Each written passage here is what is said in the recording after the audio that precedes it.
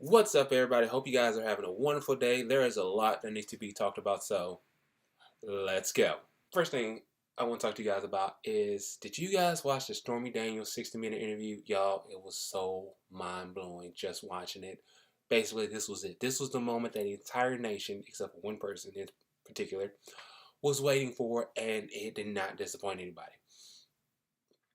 A pre-recording with Stormy Daniels, whose real name is Stephanie Clifford, aired on 60 Minutes yesterday and divvied into her alleged affair with Donald Trump, as well as the supposed efforts it was to keep her quiet. Now, while Trump has went on saying, yeah, I didn't do this, I didn't, everything along the way, I didn't cheat on my wife, I didn't do all this affair and everything, that didn't stop her from providing new details about the whole decade-old, again, alleged happenings and explaining why she went public in the first place. Now, she says, I was perfectly fine saying nothing at all, as she read, as she said to Anderson Cooper. She said, but I'm not okay with being made out of a liar or people thinking that I did this for money or anything else like people like, oh, you're an opportunist, you're taking advantage of this and that kind of thing. And, she went on, she recalled a incident where Trump allegedly dropped his pants and spanked her with a magazine featuring the face of none other than, you guessed it, Donald Trump.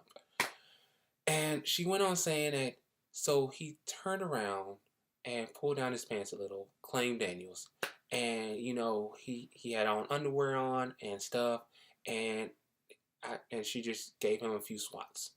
And Trump allegedly told Daniels that she reminded him of his daughter. And because she went and he said, wow, you're special. You remind me of my daughter, and she said he was like, you're smart and beautiful and a woman to be reckoned with, and I like you. I like you.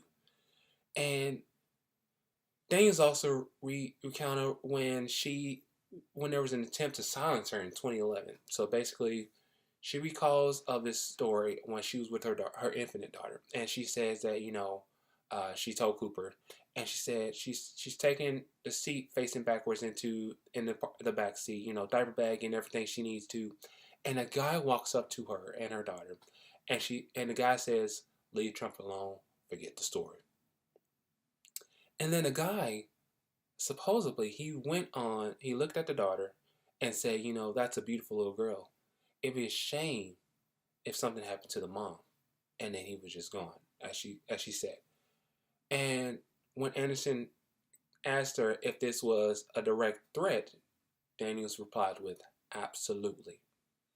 Now, whether or not Trump will respond to that is unclear, but a lot of people can imagine his thumbs just be like, blah blah blah blah blah blah blah blah blah blah blah blah blah blah this and that blah blah on Twitter. As you know, how he is always on Twitter making up things or saying something that's just idiotic and just makes no sense whatsoever. And I believe Stormy Daniels, and when I watched it, I can see like the horror and everything else in her face, and it's just it was so much to bear with, and it's really, really, really iconic for her to come out and say all these things about what Trump did, and it's brave of her to even do this as well.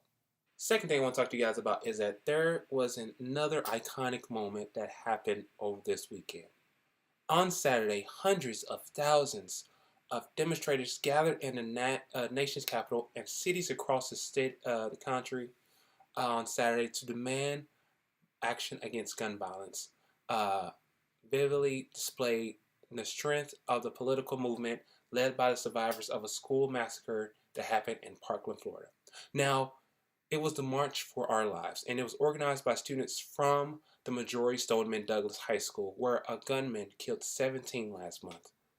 And basically, this march showcased impassioned teens calling out Congress to enact stricter gun control laws and to end the nation's 2-decade stretch of campus shootings.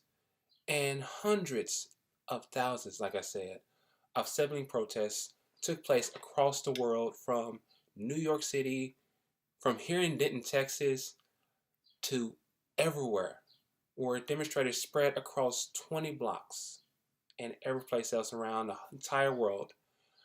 In a small city marking the 20th anniversary of a middle school shooting that left 4 students and a teacher dead. Now, gun right advocates mounted counter protests in Salt Lake City, Boise, uh, and other places where one sign reads "All Amendments Matter." Now, although this DC march was funded by Oprah Winfrey, George and Emil Clooney, and other celebrities, Stoneman Douglas High School students have been its faces, basically. Their, their messages to legislators ignoring the toll of school shootings on everyday gun violence will no longer be tolerated.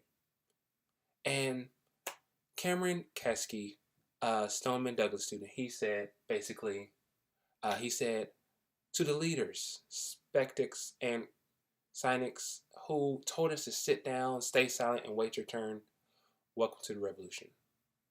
And he said that to a crowd that's packed at least 10 blocks on Pennsylvania Avenue. And he said, either represent the people or get out. Stand for us or beware, the voters are coming. And the main march in Washington was a heady mix of political activism, famous entertainers, and the undiscussed emotion of teenagers confronting the loss of friends and loved ones in the national spotlight. And there were many, many speeches that were delivered so well and are so inspirational as well.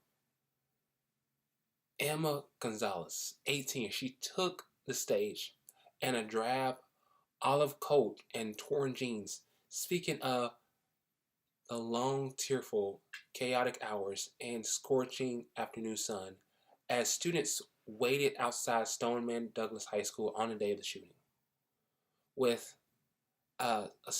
tears streaming down her face, Gonzalez stood silent on the rally's main stage for nearly 4 minutes, invoking the time it took the Parkland shooter, Nicholas Cruz, to carry out the attack. And during this, the crowd began chanting, "Never again." The moment was widely spread on social media, and Gonzalez said before she left, she said, "Fight for your lives before it's someone else's job." Naomi Wilder, an Alexandria 5th grader, she became well-known, people, and she was praised by so many celebrities like Lupita, comedian Eddie Griffin, so many other celebrities, because she was heralded as the future presidential. She basically went out, and even though she's not on Facebook or social media, she is still out there doing research, y'all, and she's out there basically making a difference. Ziya Kelly, a senior at Thurgood Marshall Academy in Southeast Washington, spoke about his twin brother, Ziya, who was shot and killed by a robber in September. He was choking back the tears before the crowd and everything, and Ziya was talking about the close bond that he and his brother had.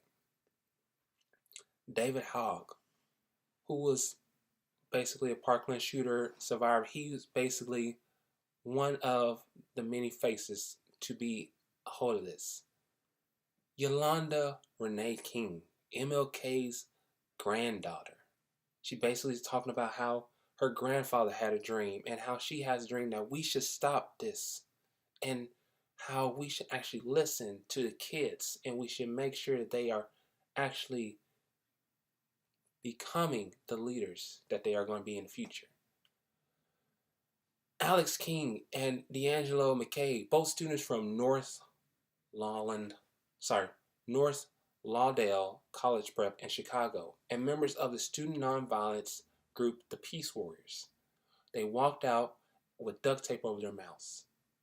Both of them had met up with the Parkland students and, to benefit so much with the kids and everything, to talk about the attention that they have dealt with and everything else along the way. And then you also have Sarah Chadwick. She is also a Stoneman Douglas survivor. She is a junior who took the stage at the Washington rally and called out Florida Senator Marco Rubio. And when she said, when you take 3.1 million, the number of students enrolled in Florida schools. Actually, let me say 3,140,167 students. That's how many is enrolled in Florida.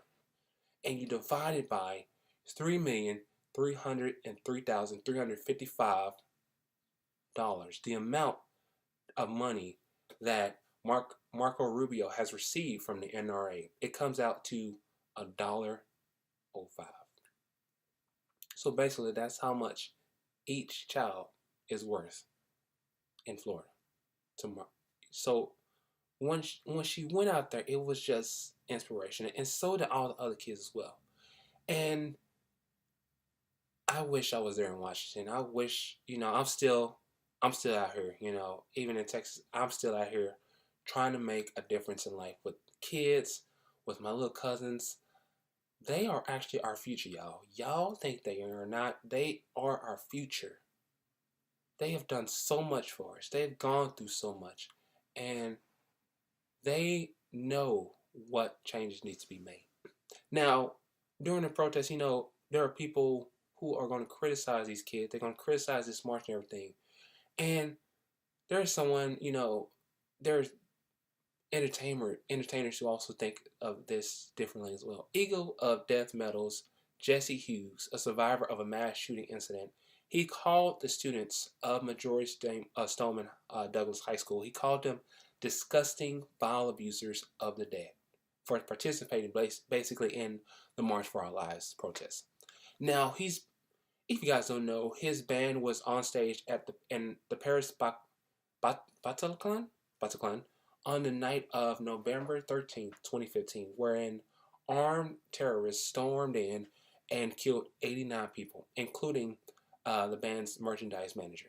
Now, he went on saying, as a survivor, of a mass shooting, I can tell you firsthand experience that all of you protesting, taking days off from school is an insult to the memory of those who were killed and abused and insult me and every other lover of liberal by your actions. And nearly 2 years after the attack, Hughes made statements suggesting that the shooting was an inside job, basically prohibited by the security there. And he criticized French government for imposing stricter gun laws. And he went on later apologizing for his baseless comments, but they were still dropped from French musical festivals. And then also, he thought it'd be okay to post this picture, this picture on his Instagram thing, and talking about how he thinks that all of this is basically stupid. And, if you look at the picture, it's talking about how, it's dealing with gun control and also dealing with rape and everything. But he just thinks it's like kind of funny and everything. But people also think it's just wrong for you to even think about that. We live in a nation that it's okay to be racist. It's okay for, to buy a gun at 18 and all these other things. It's not. It really is not. This is 2018, people. We have come from a lot of things. But yet, those things come back in somehow. And we've got to stop doing this. We've got to stop this at all. In general, we've just got to stop it. And if you think I'm wrong, you can tell me to my face. Or you can tell me on social media, I don't care, because I'm going to be out there for everybody. Because I love everybody. And that's why I always go out there and try to make an inspiration to a lot of people. But with that being said, you guys tell me what you guys think about the whole Stormy Daniels interview about the March for Our Lives and everything else along the way, okay? Like, share, comment, subscribe. Let the people know I am out there for you guys. Because no matter what, I love you guys. Alright? So, I love you guys. Peace out.